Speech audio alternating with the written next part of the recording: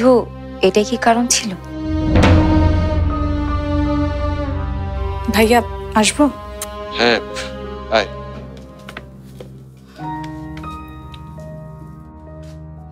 মা তোমাকে খুঁজছেন। আঙ্কেল আন্টি তোমার কাছ থেকে যেটা আশা করছেন, তুমি নিজে যেটা চাচ্ছ সেটাই করো। আমি তোমার সাথে আছি।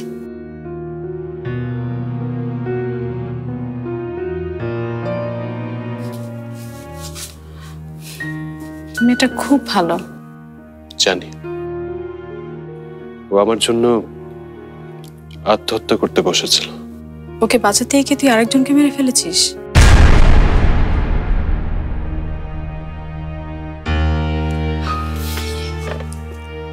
মেরেই যখন ফেলেছিস তখন আর বাঁচিয়ে তুলিস না। সত্যিকে যখন বলেছিস মেঘাপু মারা গেছেন, তাহলে আর এগুলো তোদের মাঝে রাখিস না। এনে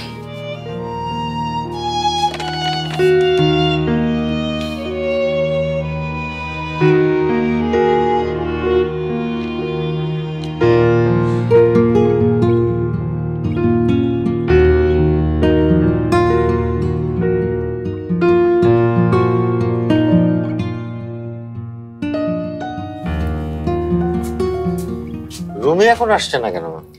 তোমার শার্প 9 PM এখনো হয়নি রুমির বাবা? শার্প 9 PM মানে? আমরা রাতের খাবার ঠিক 9টায় খাই। রুমি কখনো সময় মতো আসতো না, আর আমি বকা দিতাম। সে কথাই উনি এখন বলছেন। এই যে তোমার গুঁড়া মাছের চচ্চড়ি একদম গরম গরম নামিয়ে এনেছি। আপনারা খাবেন না? তোমরা আগে খেয়ে নাও, আমি আর শশী পরে খাবো। না না, তোমরা পরে খাবে কেন?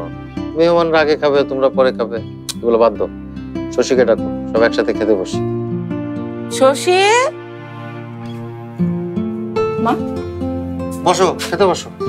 কিন্তু গুড়া মাছের চচ্চড়ি তো একা একা খাওয়া যাবে না। আমি রুমিকে ডেকে নিয়ে আসি। তুমি বসো, আমি ভাইকে ডেকে। তুমি বসো, আমি বরং ডেকে নিয়ে আসি। আহা, ওকেই যেতে দাও না, এটা তো এখন ওরই কাজ। ওকে গিয়ে বলো বাবা বলেছে 9টা বাজতে কিন্তু আর বেশি সময় নেই।